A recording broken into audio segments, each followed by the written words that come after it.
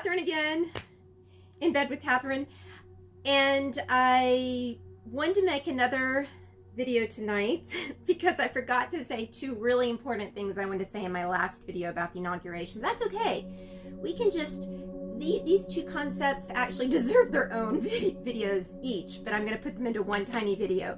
So I also want to say that this week is super, super exciting. This is Wednesday, January 20th, 2001, because of Martin Luther King's birthday, which was actually on the 15th of January last week, but we celebrated it on Monday, the 18th of this week. And all that he did for persons of color, for equality of all peoples. I could literally spend forever talking about that. I really wish I had met him. I get really emotional when I think about what he did.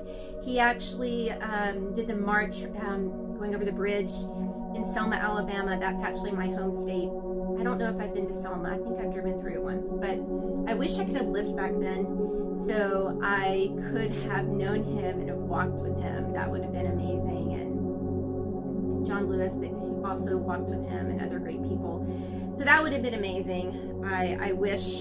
I think that's probably the only great thing that my state is known for, with the exception of maybe NASA, I guess, but I don't have a lot of pride about my state. But that moment, that was great, walking over the bridge in Selma, the march.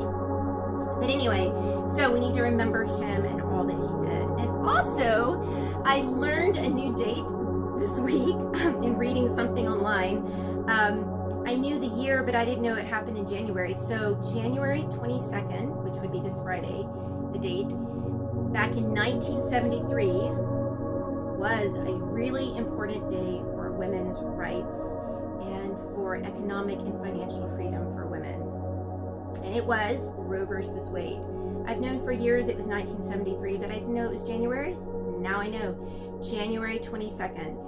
And Roe versus Wade was the federal law that legalized safe, legal medical abortions for women. It was actually legal in certain states before then, a handful of states.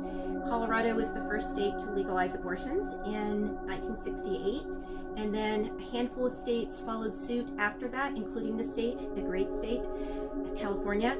And then 1973 was the federal law, Roe versus Wade. So now I know the date. I mean, I knew the year before now, but now I know the date and month. So that's pretty cool. So all that's this week. So it's a super great week, times 3, right? So I wanted to share that with you. I meant to put it in my first video, but anyway, I guess they deserve separate videos. Anyway, so that's what I wanted to chat with you about and let you know how happy I am about what he did in the civil rights movement and what his work continues to do today, and how much I wish I'd known him. I wish I'd lived back then so I could have met him.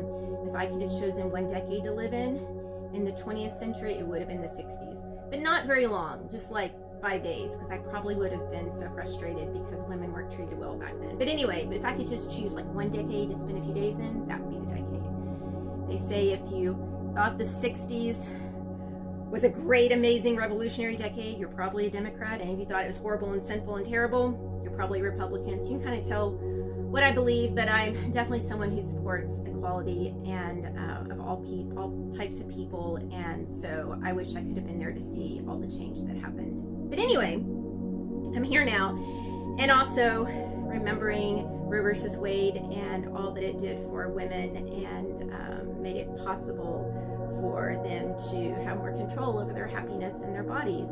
So that, I mean, we could spend hours on that subject. But anyway, so remember all those wonderful things. And remember that we all breathe the same air, so be kind to one another. Remember that only you should be in control of your own happiness, so never give anyone license to be in control of your happiness except yourself. That's all that matters. And my ever amazing pussy ears. I love them. I love that they're black, even though most pussy hats are pink, but I'm not a pink girl, so I like that they're black. So that's been it. Lovely chatting with you and sharing happiness with you. And I will see you again next time. This is Kathryn Kuby, and this has been In Bed with Kathryn.